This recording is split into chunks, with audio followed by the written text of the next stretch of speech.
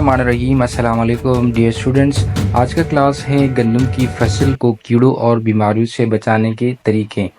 ऐसे कौन से तरीके हम अपना सकते हैं जिसके ज़रिए से हम गंदम की फसल को कीड़ों और बीमारियों से बचा सकते हैं। दोस्तों, गंदम की फसल को कीड़ों और बीमारियों से बचाना किसानों के लिए एक अहम चैलेंज है। अगर इससे मुनासिब तरीके से हिफाजत न की जाए तो फसल को बड़े पैमाने पर नुकसान पहुंच सकता है, जिससे पैदावार में कमी और माशी नुकसान होता है। दोस्तों, गंदम की फसल को कीड़ों और बीमारियों से बचाने के लिए कई तरीके इस्तेमाल किया जा सकते हैं, जिनमें से कुछ दर्ज झैल हैं।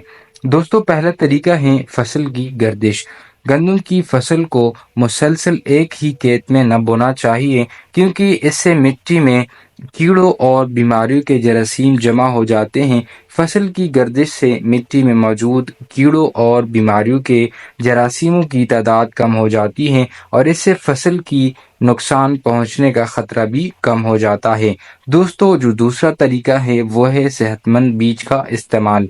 सेहतमंद बीज और बीमारियों से पाक बीज का इस्तेमाल फसल को कीड़ों और बीमारियों से बचाने में अहम किरदार अदा करते हैं।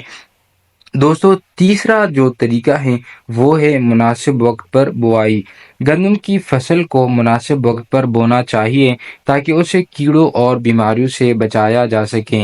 अगर फसल को बहुत जल्दी या बहुत देर से बोया जाए तो उसे कीड़ों और बीमारियों से नुकसान पहुंचने का खतरा बढ़ जाता है। दोस्तों, चौथा तरीका है मुनासिब खाद और पानी का इस्तेमाल। गंदम की फसल को मुनासिब मिकदार में खाद और पानी देना चाहिए ताकि इससे इसकी नस्लनुमा भी अच्छी हो और उसे कीड़ों और बीमारियों से लड़ने की ताकत भी मिले। दोस्तों, पांचवा तरीका है कीड़ों और बीमारियों की निशानदही और कंट्रोल। गंदम की फसल को बाकायदगी से कीड़ों और बीमारियों से उसकी निशानदही के लिए मुआयना करना ज़रूरी है। अगर कोई भी कीड़े या बीमारी नज़र आए तो उसे फौरी तौर पर कंट्रोल करने के इक़दामात करने चाहिए। दोस्तों, छठा तरीका है कीमियाई अद्वियात का इस्तेमाल।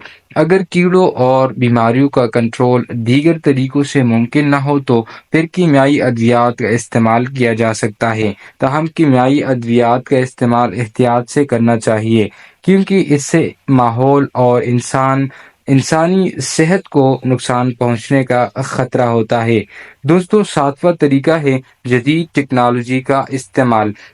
जदीद टेक्नोलॉजी की मदद से गंदम की फसल को कीड़ों और बीमारियों से बचाने के बेहतर तरीके अपनाए जा सकते हैं। किसान ड्रोन्स और सैटेलाइट इमेजिंग जैसे टेक्नोलॉजी का इस्तेमाल करके अपनी फसलों को कीड़ों और बीमारियों से पैदा होने वाले नुकसान का अंदाज़ा भी लगा सकते हैं और इससे बचने के लिए बेहतर इकदाम भी कर सकते हैं।